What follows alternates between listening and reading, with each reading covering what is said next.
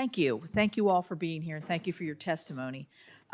It's my understanding, this is sort of a table-setting question here, that no one, not the EPA, not the state, not Norfolk Southern, has been making these cleanup decisions in a vacuum, that instead a unified command group of these entities and experts have all had input into these major decisions. So for everybody who's here, could I have a show of hands or whose organization is represented in this unified command group? Do you have a comment? We used to be, Used. up until like last week or so. Okay. EMA is involved, but it's Colombian. Okay, thank you. And then, is that a fair assessment that I made forward, that these decisions are not made individually, they're made by the unified command? Just, you can shake your heads, yes, if you don't, if you disagree, you can shake. All right, thank you.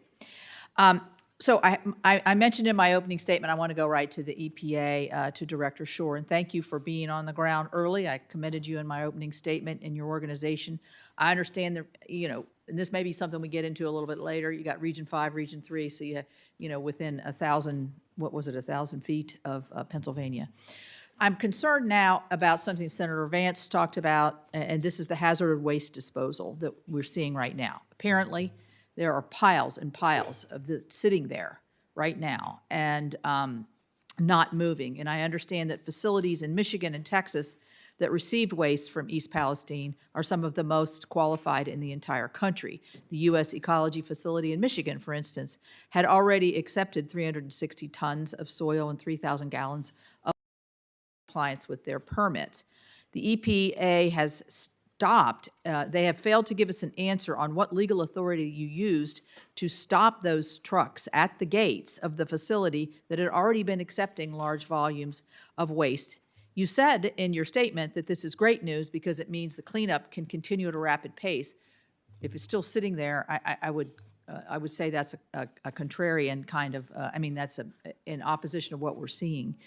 So all shipments of contaminated soils have been suspended on site to test for dioxins, something that should have possibly been done weeks ago, but there was an insistence, I think, that the dioxin concerns were not as severe as what now you're going back and testing.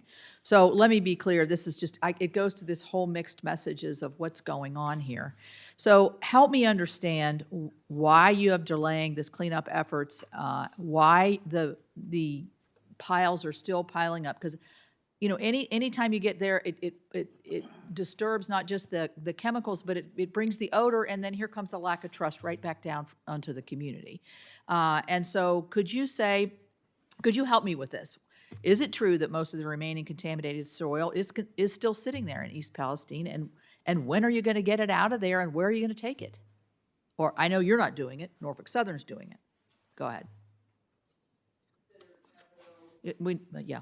Senator Capito, thank you for that. First, I want to thank you for acknowledging the heroic efforts of all the emergency responders who were on the scene within hours, including EPA on-scene coordinators from both Region 3 and Region 5. And I have them at the front of mine every day, and thanks for acknowledging their efforts.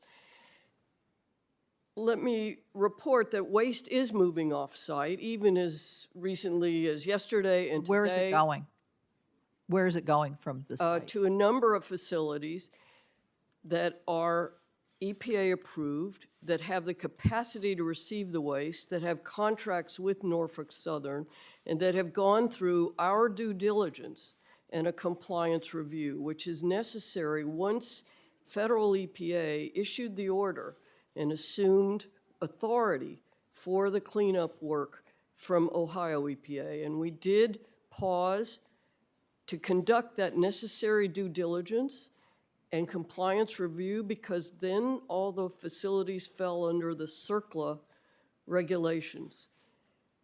Norfolk Southern engages facilities wherever they may be to accept solid and liquid waste. It's EPA's responsibility to ensure that the safeguards are in place for that waste in the loading, transport, and unloading, to make sure that they're compliant with our regulations, and to make sure that they have the capacity to take the waste. I can share some good news with you that the results from the dioxin testing that Indiana requested came in yesterday, and they're very low levels. So we expect waste to be moving perhaps as soon as today to other facilities. No option is off the table. Okay, so I'd like to see a list of the facilities, and I'd also like to ask, just quickly, if I can have just another minute, why did you wait a month before you started to order the dioxin testing when the community was asking for this? Was that a decision that you made early on that it wasn't critical, or how was this decision made?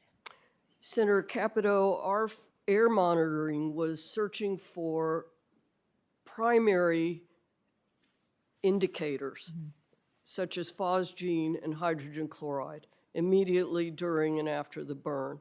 We detected very low levels, which very quickly went even down to non-detect. Without those primary indicators, it was a very low probability that dioxins would have been created. They are secondary byproducts of the burning of vinyl chloride. But we were listening to the community, and they expressed significant concerns about dioxins. Norfolk Southern has submitted a soil sample. It's undergone review by the Unified Command, and our folks will be out sampling soils for dioxins. There's a meeting with agriculture representatives this afternoon. Yeah, well, thank you. I mean, the air issue is obviously 30 days late is a little bit well past the time when the intensity might have been felt more. But thank you for your answers. Thank you.